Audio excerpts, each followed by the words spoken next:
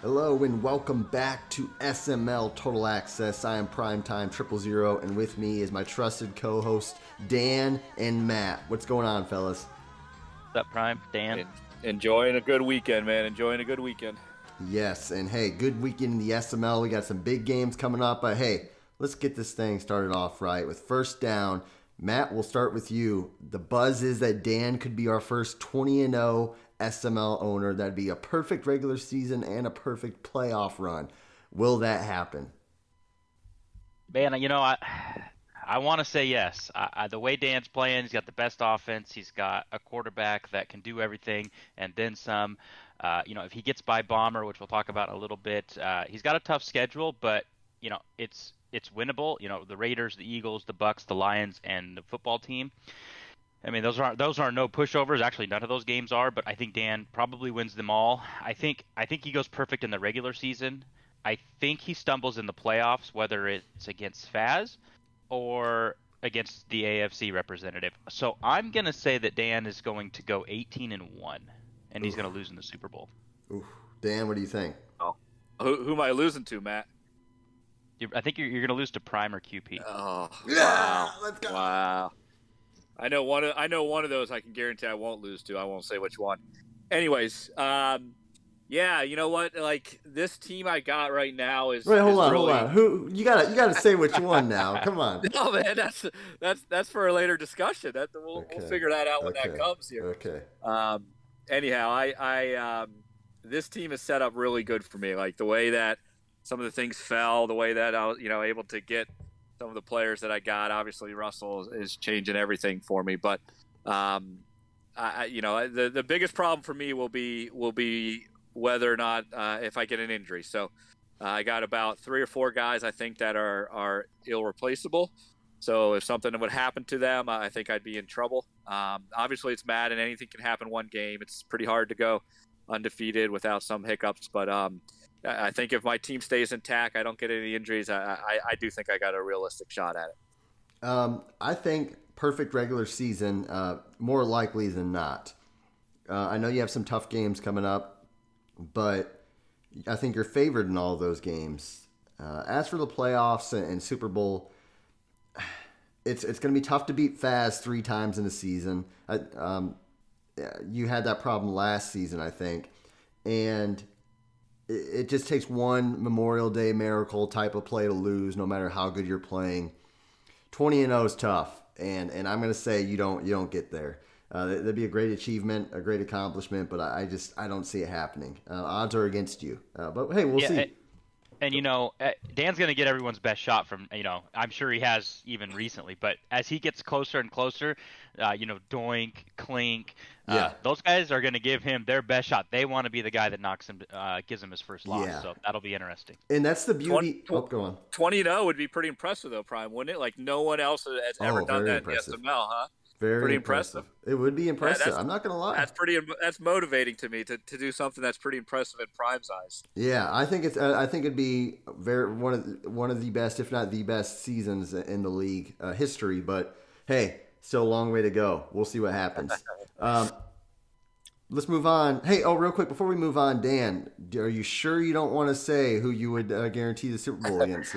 Listen, I'm trying to learn my lesson a little bit. I told you guys this before. I'm like 1 in probably 10 when I start talking trash. So I gotta be really careful that if I want this perfect season, I gotta stay kind of in a humble place. So I'm not gonna reveal that yet. But okay, maybe if I face one of you two, I'll tell you which one I think I'm much more likely to win. Okay, let's move on to second down now. Hey, was I wrong about Bomber being out of the Big Five or the Big Five in general? And what do you guys think about this Dan versus Bomber game? Is this a quote unquote legacy game for both players? Dan going for 20-0, Bomber going to prove like, hey, Prime's an idiot. What do you think, Dan? Well, first of all, yeah, you are an idiot. That's clear. Yeah. Second thing too is you were wrong about Bomber not being in the top 5 because he is top 5. I don't care what anyone says. Whenever anyone plays Bomber, people are nervous about the game. No one's looking at that game and saying, "Oh, great, I got Bomber. That'll be a great game, easy game for me." So you're wrong about that. As far as this game, like we said though, with Bomber, there are still there's some noises there. There's some voices there. So there's enough things there that Bomber has to keep this one close, if not win it. Obviously, I want to win 20 in a row, so I need or 20-0, and I want to win this game. So I'm going to come with my best shot. Bomber and I traditionally have played pretty close games this cycle. I think it's come down to a defensive stop here or there. So I kind of expect the same. I don't see any kind of scenario where either game is a full blowout. So I think it's going to be a good game. I think it's going to come down to something. But right now, again, I still like the fact that I got Russ. And he doesn't. So I'm gonna pick myself, of course, but I think it's gonna be a good game, and I think Bomber's still a top 5. Yeah, I don't think you're wrong, Prime. I think you make a good case. I disagree with you. I think he's in the top 5 or in the big 5, but it's getting harder and harder for me to kind of stay on that hill. This season he's got 2 wins over teams with winning records. That's Dump and a convincing win over Dom, which I think was his best game of the season. But other than that, I mean, he beat the 0-10 Cowboys by 7, the 1-10 Broncos by 3, but here's the thing. So we talked last week. He needs to go back to Chubb, and he needs to get that going and lean on that good defense that he has. He's playing RD. He's up like 20-10, and RD throws a pick in the end zone or close to it. Bomber returns it to like the 15 or something. And we're talking like 2 minutes left or something. It's late in the game. Instead of Bomber just running Chubb down RD's throat, forcing him to use his timeouts, punt, and then just, hey, let me see if he can score twice and get an onside kick, he throws a pick 6 on like the next play. Mm-hmm. And now it's a 20-17 game. Something is wrong there. That's not something I expect from the Big 5, where clock management is so important. You don't give it to your best player. I'm a little worried about that. And I don't, as far as Dan versus Bomber, I don't think this game is a legacy game for Dan. If he loses, oh well. I mean, yeah, the undefeated season shot, but he's in control of his division. And I don't think Bomber needs to win it. No one else is beating Dan so far, so it's not that big of a deal. But he's got to be competitive. It's got to be a close game, and he can't get blown out, or I think this conversation changes. Dan, real quick, you had said nobody goes into a game against Bomber like, oh yeah, I get to play Bomber. When you play D Muse, I would assume you feel the same. Like, oh yeah, I'm excited to play D Muse. It's not like it's QB stud right now. Where would you rank D Muse? Is he a top 10 player? Oh, for sure. Yeah, I think 7, 8. I think yeah, 7 or 8. That's a good question right now. Is whether who's 6. So I think maybe he's D 6. Muse could have a good argument. What about Clinky? You think he's 12? I think Clink might be. Clink's a tough one, as we talked about before. Because some games I think Clink is easily top 10. Other games he's losing to guys you'd never imagine he could lose. So it's hard to. He's pretty hard to gauge because of the consistency. Right, and that's what probably makes that's what makes Tom Brady great, and that's what makes like Carson Wentz below average, is because some games he throw. So I'd say Clinky just on average from 12 to 14, but going into a game against Clinky, you're still probably like, I'm really not excited to play Clinky. I'm not foolish, I think Bomber's still a top 7 player. Dare I even say he's a top 5 player still. But the whole thing about my point is, with the Big 5, it's not that became the Big 5 because we had a QP, but before that was a Big 4. It's more than just, these guys are the best 5 or 4 players in the league. It's that they were a step above, and they would always do things that consistently and well that the other guys couldn't. So maybe he is a top 5 player, but I don't think he should be mentioned in the same breath as the Big 4 now, because he's not playing like them. Here's how I think you need to frame it, which would be interesting. If everybody in the league had the exact same team, yeah, where is Bomber? Yeah. So that puts it like his team. I think, like, I am worried about Nick Chubb. I am worried about Garrett. I'm worried about some of that secondary, some of his players. But if everyone had the exact same team, do you put Bomber in the top 5? Where I think what your argument is saying, I think the top 4 would still be the top 4. Yeah, If everyone had a 75 overall team.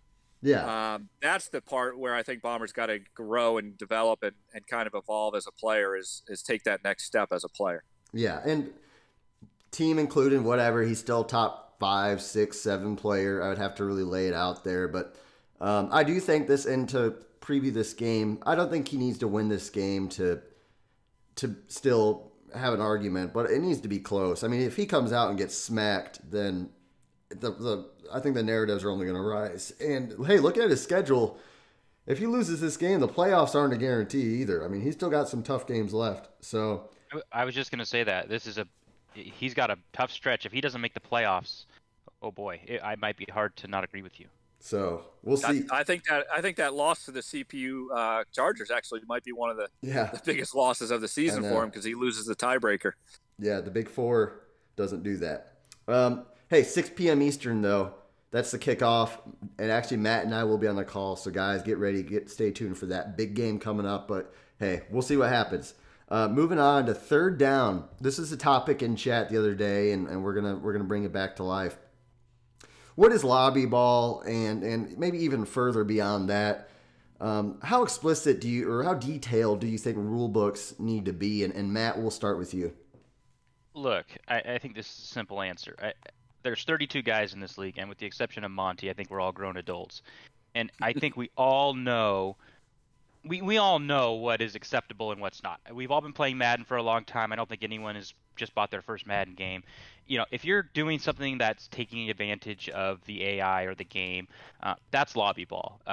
When it comes to lobby ball, those guys will win at any cost. If they can find a glitch, a nano, or hey, if I motion this guy in this play, the defenders go crazy.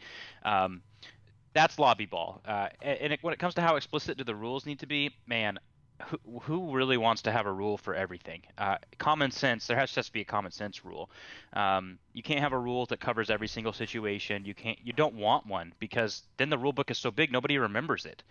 How do you keep track of all those rules? And for me, I think our rule book's in a good place. I like that we adapt to the Jurtle was banned. I didn't even know what that was, but hey, that's something that looked like it was exploiting the AI and it got banned. But that's all it is, lobby ball, exploiting the game, plain and simple.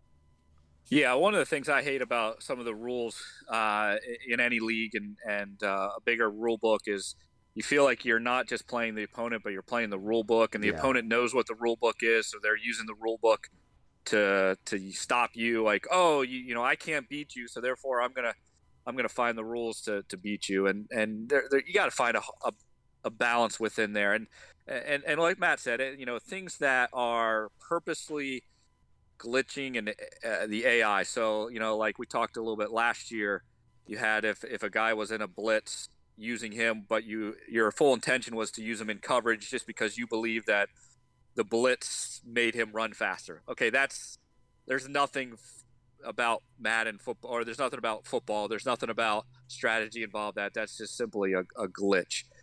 So those types of things are what need to be taken out. Sometimes, like this Jurtle thing, it's just a feature in the game that's just not done well, and it needs to be outlawed. So it's tough. It's hard. It's kind of a flow. It's kind of a give and take.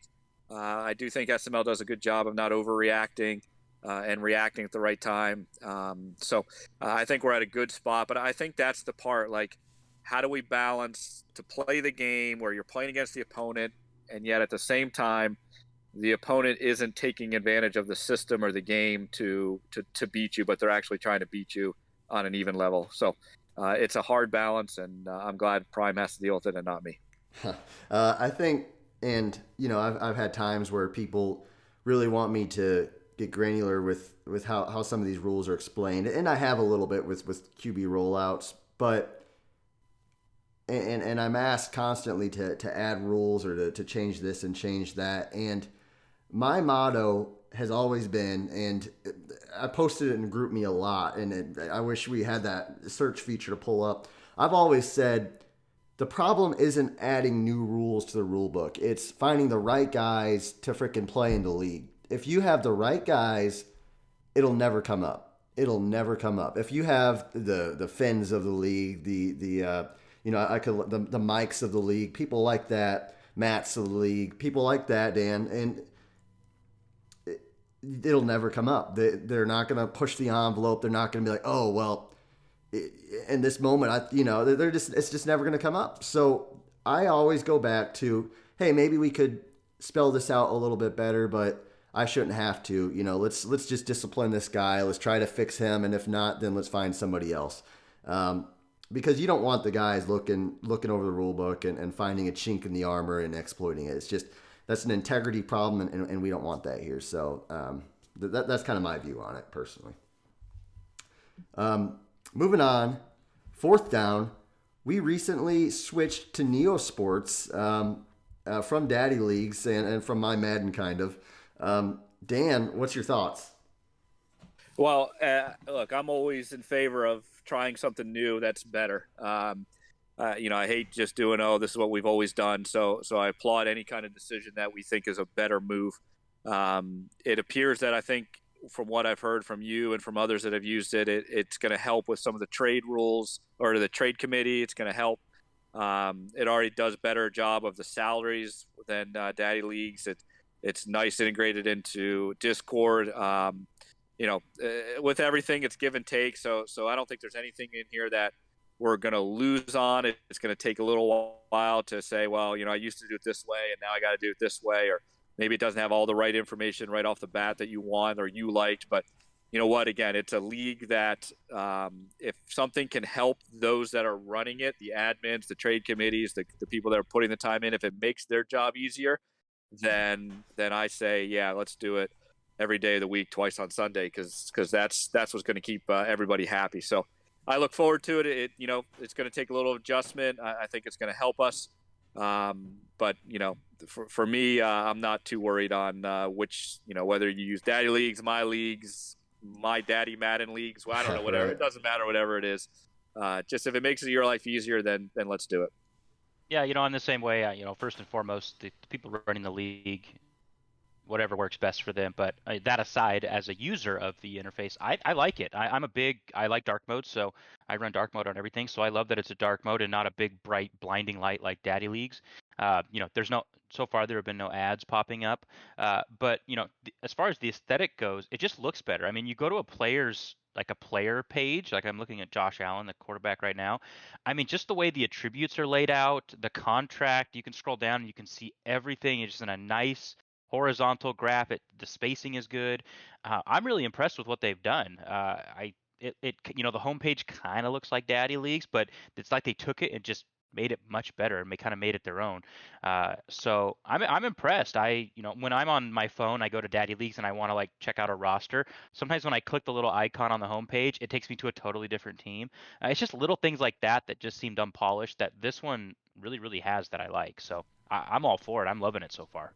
Yeah, and for me, again, we had it with the Discord issue where, hey, I really don't. I'm not a huge guy of making changes all the time or embracing change necessarily, but I think you have to be willing to go with the flow or go with what everybody else is doing. So yeah, I kind of liked GroupMe, but hey, if the whole world is using Discord, then you better freaking say, hey, you know what? I'm going to change or I'm going to get left behind. And I looked at Daddy Leagues, and a lot of people are leaving Daddy Leagues, and hey, they're just kind of willing to say, hey, this is who we are, and they're not changing a whole lot. And then you look, they don't even have a bot yet, I don't think, necessarily, that does what my Madden or Neosports does. And then I looked at Neosports and I compared it to some of the other, similar places, and their following's much bigger. There's a lot more really well-known leagues that I actually respect who are using them, as well as a guy who kind of runs it is actually a former SML member, and he's been blowing me up about joining this for about 2-3 weeks. Well, about a month. And then I had Faz and Bomber tell me about it. I'm like, okay, probably should make a switch. I think you have to, as a commissioner, you have to run it like a business, and you can't just go in without thinking all the time, because it can burn you. But you have to be willing to change at some point and be willing to make the right decisions at the right time. And sometimes I think we're a little slow to adapt to certain things, but at the end of the day, we do adapt when we have to, and usually 9 out of 10 times we make the right decisions when we do it. So I feel confident, and I think this is going to be good for us in the long term. And I think that Neosports is going to be in the next cycle. Just about every league anybody's going to be using it. So we'll see what happens.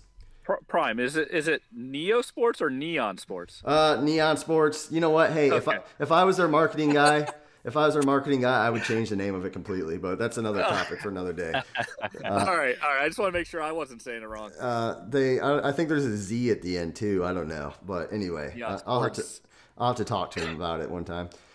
Hey, wait. The other thing, Yeah. real quick. Are we going to get our real name? Is it going to be SML? Like, what's going on? I'm talking to the guy right now. What do we need to do? Do we need to hunt this guy down? Do we need to Uh, hunt him down? What do we need to do? he said he's thinking about it, so I might send him $5 and just call it a day. We'll see. All right. Make it work, man. Make it work. I'm working on it. So, hey, moving on to the extra point. Matt, what's you got for your Matt 5? Yeah, so we're in the thick of it, especially with Dan undefeated. I'm just going to stick with my top 5 teams like I did last week. So at number 5, I finally did it. I have put myself on the Matt 5. Whoa! That's elite. That's elite. The other two options that I were thinking were Clink and Dump, but how can I put them on there? I just beat them back-to-back weeks in close games, so I couldn't put them on there. I had Bomber, but I don't see the quality wins yet. I think he's certainly probably right behind me. At number 4, I've got Dom. I don't know. I think Dom's playing really good football. He was a weird Darren Waller route away for possibly beating Q, which would have really shook up this list. So I think Dom's a threat. I think he is one of the top 6 players in the league. And he's playing consistent football. Even that Doink loss, it looks bad on the Neon Sports, but he threw a pick 6 late, I believe. It was a good game. At number 3, a little shakeup in my in my 2 and 3 here. I do have Prime at 3. He did drop one spot, not any fault of Prime. He beat the guys on his schedule. I think he's obviously a top player in this league. I don't think anyone would disagree with that.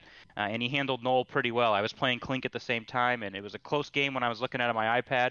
I turned over 5 minutes later, and it was like 30-9 or something. So Prime's still explosive on offense and got that great defense. Is this what happens when you go to OT with QB stud? You drop a spot? I deserve it. I deserve the drop. I'm not going to lie. Nope. I'm a believer that QB stud is going to be a legitimate contender in this league, so I don't hold that against Prime. I had to get his name in so we kept the streak going here. The reason that he was jumped was because of QP. And I have to put QP at number 2. I think his win he's beat, in his last 2 games, he's beat Monty. I know Monty's struggling, but his offense is always good. Whatever his defense is, we'll throw that aside. He did beat Dom, who I just spoke very highly of. But QP, since dropping that first opening week game to DW, hasn't lost a game. He's won every single game since then. I believe that's 10 straight. He's got wins over Meats, Bomber, Dump, me, RD, 2 over Monty, 1 over Dom. Hey, when it comes to wins, it doesn't get much more impressive than that. And the only reason he's not number 1 is because you, my friend Dan, have not lost a game. So I mean, who else can I put here except for the only guy in the league that hasn't lost a game? Yep. I agree. That's a good list. I agree with the list. I think it's a strong list, and I was gonna say earlier in the show, but we just didn't have a spot. I think QP lost his first game, and ever since then he's been on a tear. So, hey, I'm ready to beat QP in the AFC Championship game. So we'll see what happens. Do you guys play him, Prime? No, I don't play him until the playoffs. So we'll see what happens. I play Bomber this year. Oh, okay. Who won the division? How'd that work out? That you didn't play QP this year? I don't know. Didn't Bomber win the division last year? Bomber won the division last year. Okay. All right. Oddly enough. Hey, well, guys, that's SML Total Access. We're at 24 minutes. Guys, you have any closing thoughts? No, I'm going to get ready for this Dan versus Bomber game. That's right, guys. If you've listened this far, thanks for listening. Dan Bomber, 6 p.m. Matt and I on the call. Dan, what's the prediction for the score? I'm going to go 34-21. I'm going to win by double digits. High scoring. Okay. Have you seen my offense, Matt? Have you seen my offense? Yeah, hey. Can somebody rewind about 10 minutes ago when Dan said he's not going to make any predictions, and now here we go. So, hey, it's Total Access. We do it the right way. We do it the best way. Everybody, thanks for listening. Have a great day.